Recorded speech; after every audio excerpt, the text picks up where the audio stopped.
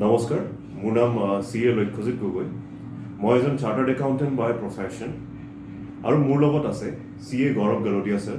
তেখেতো এজন chartered accountant বাই profession আৰু এজন fellow member of the institute of chartered accountants of India.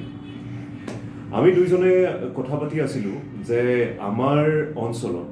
CA কোৰ্চটোৰ বিষয়ে সজাগতা খুবেই কম। তো আজি আমি ভাবিলোঁ কিয়নো এটা ভিডিঅ'ৰ যোগেৰে আপোনালোকক অৱগত কৰাওঁ CA কোৰ্চটোতো কি আছে, কেনেকুৱা, ডিউৰেশ্যন কিমান আৰু কি কি ষ্টেজেছ আছে। CA কোৰ্চটো আপোনালোকে এনৰোল কৰিব পাৰে। তাৰ এনৰোল কৰাৰ দুটা ৱে আছে। এটা আপুনি ডাইৰেক্ট এণ্ট্ৰি স্কিমো ল'ব পাৰে, যোনটো আফটাৰ গ্ৰেজুৱেশ্যন আপোনালোকে এনৰোল কৰিব পাৰে ডাইৰেক্ট ইণ্টাৰমিডিয়েটত। আৰু এটা আছে আপোনালোকে আফটাৰ হাই ছেকেণ্ডেৰী আপোনালোকে এনৰোল কৰিব পাৰে ফাউণ্ডেশ্যন কোৰ্চত এনৰোল কৰাৰ পাছত আপোনালোকে ফাউণ্ডেশ্যন এক্সাম ক্লিয়াৰ কৰিব লাগিব আৰু ফাউণ্ডেশ্যন এক্সাম ক্লিয়াৰ কৰাৰ পাছত আপোনালোকে ইণ্টাৰমিডিয়েটত এনৰোল কৰিব পাৰিব। ইণ্টাৰমিডিয়েটত আপোনাৰ দুটা গ্ৰুপ থাকে। তাৰ যিকোনো এটা গ্ৰুপ ক্লিয়াৰ কৰি পেলাই আপোনালোকে নেক্সট ষ্টেপ ল'ব পাৰিব advance information technology and soft স্কিলছৰ যোনটো কোৰ্চ আছে 4 উইকছৰ, সেইটো কমপ্লিট কৰি আপোনালোকে 3 years আৰ্টিকলশ্বিপৰ কাৰণে, আৰ্টিকলশ্বিপ মানে হ'ল আমাৰ ইয়াত ইণ্টাৰ্ণশ্বিপ বা প্ৰেক্টিকেল ট্ৰেইনিঙৰ কাৰণে আপোনালোকে এনৰোল কৰিব পাৰিব। প্ৰেক্টিকেল ট্ৰেইনিং শেষ হোৱাৰ 6 মাহ আগত আপোনালোকে CA ফাইনেলৰ এক্সাম দিব পাৰিব, প্ৰভাইডেড আপোনালোকে ইণ্টাৰমিডিয়েটৰ যোনটো যদি আপোনাৰ গ্ৰুপ বাকী আছিলে সেইটোও কমপ্লিট কৰে, অৰ্থাৎ আপোনালোকে দুইটা গ্ৰুপ কমপ্লিট কৰে, পাছ কৰে। তাৰপিছত আহিল CA ফাইনেলৰ এক্সাম। CA ফাইনেল এক্সামত আছে দুটা গ্ৰুপ। আপোনালোকে দুইটা গ্ৰুপ একেলগেও পাছ কৰিব পাৰে বা বেলেগ বেলেগকেও দি পেলাই পাছ কৰিব পাৰে। কিন্তু আপোনালোকে মেম্বাৰশ্বিপ পাবলৈ আপোনালোকে নিজৰ CA ফাইনেল এক্সামটো ক্লিয়াৰ কৰিব লাগিব আৰু তাৰ লগতে বাকী থকা 6 মাহ আপোনালোকৰ যি প্ৰেক্টিকেল ট্ৰেইনিং বাকী আছিল সেইখিনি আপোনালোকে কমপ্লিট কৰিব লাগিব। কৰাৰ পাছত আপোনালোকৰ institute of chartered accountants of ইণ্ডিয়াৰ ৰেজিষ্টাৰ অফ মেম্বাৰ্ছত আপোনালোকৰ নাম দৰ্জ হ'ব আৰু আপোনালোক চাৰ্টাৰ্ড একাউণ্টেণ্ট হিচাপে পৰিচিত হ'ব। মোৰ এতিয়া ইমানেই আছিল। মই এতিয়া মোৰ কলিগ CA গৌৰৱ গাৰোডিয়া ছাৰক মই ক'ম দুএষাৰ ক'বলৈ মই অনুৰোধ কৰিম। CA কোৰ্চত আপোনালোকক accounts, audit, taxation, finance, company ল, ইনফৰমেশ্যন টেকন'লজি, কষ্টিং এইবিলাক পেপাৰ্ছ আপোনালোকক পঢ়িব লাগিব। আমাৰ CA ইনষ্টিটিউটৰ ইউনিকনেছ কি আছে যে entire thing is a self study basis. আপুনি কোৰ্চত এনৰোল কৰাৰ পিছত আপোনালোকৰ এড্ৰেছত ষ্টাডি মেটেৰিয়েল আহিব, which are nothing but books, কিতাপ। এই কিতাপ আপুনি পঢ়িব লাগিব। এই কিতাপত মোটামুটি 70-80% আপোনালোকে কভাৰ কৰিব পাৰিব ৰিলেটিং টু এক্সামছ। ইনষ্টিটিউটে ছাবচিডাইজ ৰেটত আপোনালোকক ৰিভিজন টেষ্ট পেপাৰো দিয়ে, এক্সাম হোৱা আগত ৰিভিজন টেষ্ট পেপাৰো দিয়ে, য'ত আমি প্ৰেক্টিকেলি এইবিলাক প্ৰব্লেমটো ছল্ভ কৰি পেলাই we can master the subject. Revision test paper বাহিৰে পুৰণি এক্সামৰ ছাজেষ্টেড আনচাৰো ইনষ্টিটিউটে পাব্লিছ কৰে টাইমলি, চ' ডেট প্ৰিভিয়াছ এটেম্পটৰ আমি কুৱেশ্যন আনচাৰ্ছটো চাই পেলাই আমি বুজিব পাৰোঁ যে how do we need to approach the questions in the exams. Exams বছৰত নৰ্মেলি অৰ্গেনাইজ কৰা হয়, এটা May' in the year and in the year নৱেম্বৰত। আমাৰ ইনষ্টিটিউটত একো কলেজ ছিষ্টেম নাই, একো ছেমেষ্টাৰ ছিষ্টেম নাই। আমাৰ ইনষ্টিটিউটৰ হেড অফিচ হ'ল দিল্লীত, আমাৰ ইয়াতে ইষ্টাৰ্ণ ইণ্ডিয়া ৰিজনেল কাউন্সিলৰ অফিচ হ'ল কেলকাতা, আৰু অসমত আমাৰ 3টা ব্ৰাঞ্চ আছে। গুৱাহাটী ব্ৰাঞ্চ আছে, ডিব্ৰুগড়ত এটা ব্ৰাঞ্চ আছে আৰু তিনিচুকীয়াত এটা ব্ৰাঞ্চ আছে। এই ব্ৰাঞ্চত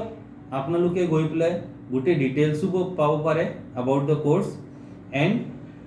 আমাৰ ইনষ্টিটিউটত আৰু এটা ইউনিকনেছ কি আছে যে ইয়াতে একো ৰিজাৰ্ভেশ্যন ছিষ্টেম নাই, একো কাষ্ট ছিষ্টেম নাই। আপোনাৰ চব যি মেম্বাৰ আছে irrespective of his caste creed, he has to, তেওঁলোকে এই কোৰ্চটো সেম ৰুটেদি গৈ পেলাই পাছ কৰিব লাগিব আৰু এটা ইউনিকনেছ কি আছে যে সিস্টেম অফ ষ্টাডি যি আছে ইমান ইউনিক আছে যে আপুনি যেতিয়া থিয়ৰী পাৰ্টটো ষ্টাৰ্ট কৰিব ইন দ্য মেইন টাইম আপোনালোকৰ আৰ্টিকলশ্বিপ দ্বাৰা প্ৰেক্টিকেল হেণ্ডছ অন এক্সপিৰিয়েঞ্চো পাব অলপ ষ্টাইপেণ্ড হিচাপে অলপ টকাও পাব so' you can actually do it on your own. The course you can do it on your own and it gives you a very unique experience. Yes, passing the exams are tough. Etu exam to pass kora to easy no hoy. The percentage is always in single digit, sometimes around 3, 4, 5%. Aru amar course ji কোনো streamer ষ্টুডেণ্টে join কৰিব পাৰে it is not only restricted কি যে মই কমাৰ্চৰ হ'লেহে মই পঢ়িব পাৰিম মই ছায়েন্সৰ হ'লে মই পঢ়িব নোৱাৰিম এইটো আমাৰ তেনেকুৱা নাই আমাৰ ইনষ্টিটিউটটো হ'ল world second largest accounting body and আমাৰ ইনষ্টিটিউটটোৰ মটোটো হ'ল য়ে সুপ্তেষু জাগৃতি তাৰ মানে হ'ল a person who is awake amongst those who sleep মই এতিয়া লক্ষ্যজিত ৰিকুৱেষ্ট কৰোঁ যে তেওঁ আপোনালোকক ডাইৰেক্ট এণ্ট্ৰি স্কিম মানে যি ষ্টুডেণ্টে গ্ৰেজুৱেশ্যন কমপ্লিট কৰি পেলাই আমাৰ CA কোৰ্চত কেনেকৈ এনৰোল কৰিব পাৰি এইটো আপোনালোকক জনাই যেন হয় ধন্যবাদ গৌৰৱ ছাৰ যিহেতু মই আগতে কৈছিলোঁ যে CA কোৰ্চটোত এনৰোল কৰাৰ কাৰণে দুটা এণ্ট্ৰি মোড আছে এটা হ'ল আপুনি HS বা 10+2 পাছ কৰাৰ পাছতো আপুনি ফাউণ্ডেশ্যন কোৰ্চত এনৰোল কৰিব পাৰে CA কোৰ্চটোত নহ'লে এটা আছে ডাইৰেক্ট এণ্ট্ৰি স্কিম য'ত আপুনি গ্ৰেজুৱেশ্যন কমপ্লিট কৰাৰ পাছত আপুনি এনৰোল কৰিব পাৰে গ্ৰেজুৱেশ্যনত আপোনাৰ যদি কমাৰ্চৰ হয় আপোনাৰ পাৰ্চেণ্টেজ লাগে 55% আৰু যদি অন্য ষ্ট্ৰীমৰ হয় তেতিয়াহ'লে আপোনাৰ 60% লাগিব আপুনি কমাৰ্চত বা আপোনাৰ গ্ৰেজুৱেশ্যন কমপ্লিট হোৱাৰ পিছত আপুনি ডাইৰেক্ট এনৰোল কৰিব পাৰিব ইণ্টাৰমিডিয়েটত ডাইৰেক্ট ইণ্টাৰমিডিয়েটত এনৰোল কৰাৰ পাছত আপোনালোকৰ প্ৰথম কোৰ্চটোত আপোনালোকে কৰিব লাগিব সেইটো হ'ল এটা 4 উইকছৰ ইণ্টিগ্ৰেটেড ইনফৰমেশ্যন টেকন'লজি আৰু ছফ্ট স্কিলৰ এটা কোৰ্চ সেইটো কমপ্লিট হোৱাৰ 9 মাহৰ পাছত আপোনালোকে ইণ্টাৰমিডিয়েট এক্সাম দিব পাৰিব আৰু ইণ্টাৰমিডিয়েট এক্সাম ক্লিয়াৰ হোৱাৰ পাছত আপোনালোকে বাকী ডিউৰেশ্যনৰ আৰ্টিকলশ্বিপ বা অথবা প্ৰেক্টিকেল ট্ৰেইনিং কমপ্লিট হোৱাৰ পাছত বা প্ৰেক্টিকেল ট্ৰেইনিং শেষ হোৱাৰ 6 মাহ আগৰ পৰা আপোনালোকে CA ফাইনেলৰ এটেম্প্ট দিব পাৰিব CA ফাইনেল আপোনাৰ এক্সাম কমপ্লিট হোৱাৰ পাছত আৰু আপোনালোকৰ 3 বছৰৰ ডিউৰেশ্যনৰ আৰ্টিকলশ্বিপ বা প্ৰফেশ্যনেল ট্ৰেইনিং কমপ্লিট হোৱাৰ পাছত আপোনালোকে মেম্বাৰশ্বিপৰ কাৰণে এনৰোল কৰিব পাৰিব আৰু আপোনালোকক চাৰ্টাৰ্ড একাউণ্টেণ্টছ বুলি কোৱা হ'ব এই কোৰ্চৰ বিষয়ে আৰু ক'ব বিচাৰোঁ যে এই কোৰ্চত ৰাইট মেণ্টেল এটিটিউড লাগিব এইটো তেনেকুৱা ইজি নহয় যে আপোনালোকে ৰেজিষ্টাৰ কৰিলে আৰু ফটফটকৈ ওলাই যাব লাগিব বাট য়েছ ষ্টুডেণ্ট আছে যি পাছো কৰি আছে চ' ৰাইট মেণ্টেল এটিটিউড লাগিব লাভ ফৰ নাম্বাৰ্ছ এণ্ড মেমৰিটো লাগিবই যিকোনো প্ৰফেচনেল হ'লে নিজক প্ৰফেচনেল বুলি পাতিলে তো মেমৰিটো অলপ লাগিবই numbers you have to have love for numbers আমাৰ CA কোৰ্চৰ ষ্টুডেণ্টবিলাকে যি এনৰোল কৰিব লাগে এই প্ৰচেছটো গোটেইখিনি অনলাইন আছে আৰু আপোনালোকৰ বুকছ যি আছে এইটো পোষ্টেলত আহি যায় আৰু IT OT ট্ৰেইনিং যি কৰিব লাগে এইবিলাক আপুনি গুৱাহাটী ব্ৰাঞ্চতো কৰিব পাৰে আৰু বেলেগ যি ব্ৰাঞ্চ আছে তাতে গৈ পেলাই এটেণ্ড কৰিব পাৰে এই কোৰ্চটো কৰিবৰ কাৰণে প্ৰায় around 75,000 আজিৰ ডেটত খৰচটো হয় which is largely payable to the institute আৰু আপোনালোকে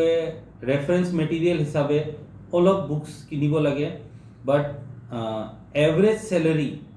is around 9 lakhs of rupees per year আমাৰ CA মেম্বাৰে যি পায় কেম্পাছ প্লেচমেণ্টত পায় it is around 9 lakhs a year so if you just compare it with other courses so it is very cost effective আৰু খুব মানে কম কম খৰচত you can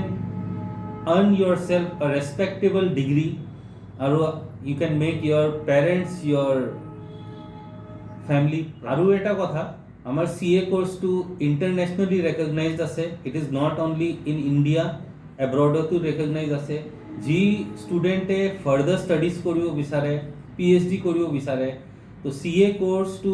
equivalent to PG হিসাবে ৰেকগনাইজ আছে ফৰ এন্ট্ৰি ইনটু PhD আমাৰ CA কোৰ্সত north east স্টুডেন্টসৰ কাৰণে কনসেশন প্ৰভাইড কৰে ইনস্টিটিউটে 75% concession আছে registration fee in all the levels of courses আৰু এটা কথা যে just fee low আছে কাৰণে course to join নকৰিবা it is a tough course it is a very enriching course but just because the fee is less মই এটো afford কৰিব পাৰো 10000 টকা 12000 টকা মই এই কাৰণে just enroll কৰি ললো তেতিয়া নহব এই কোৰ্স বিষয়ে ভালকে অনলাইন যি মেটেৰিয়েল আছে এটো ষ্টাডি কৰি পেলাই কিমান ডিফিকাল্টি আছে তোমাৰ লাইকিং আছে নে নাই মেইনলি লাইকিং হলে মানুহে যিকোনো কাম কৰিব পাৰে সো এই যদি লাইকিংটো আহে তেতিয়াহে কোৰ্সত ৰেজিষ্টাৰ কৰিবা কিছুমান আমাৰ CA মেম্বাৰ্স বহুত হাই ৰেংকতো আছে গভৰ্নমেন্টত PSUs MNCs বেংকত আৰু কিছুমান আমাৰ মেম্বাৰ ইউনিয়ন মিনিষ্টাৰো আছে so it is a highly respectable and recognised professional stream so আমি এই শৰ্ট ভিডিও দ্বাৰা আপোনালোকক অলপ সমুকে ক'ব বিচাৰিছো about the course আৰু কিবা আপোনালোকক ডাউট থাকিলে you can always be in touch with us thank you or you can log on to the institute's website